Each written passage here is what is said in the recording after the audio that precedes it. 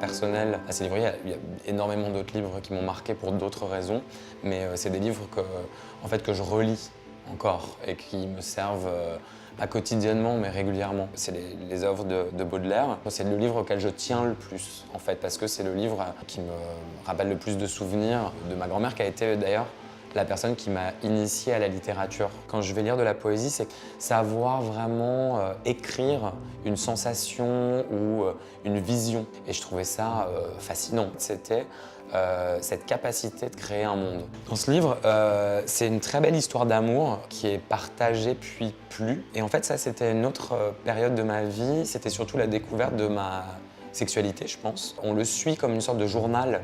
C'est des sensations, des réflexions, des analyses qui vont parler de sa vie quotidienne. J'ai toujours trouvé que c'était quelqu'un d'extrêmement honnête et j'ai été touchée par cette vérité-là que j'avais l'impression de percevoir dans sa littérature.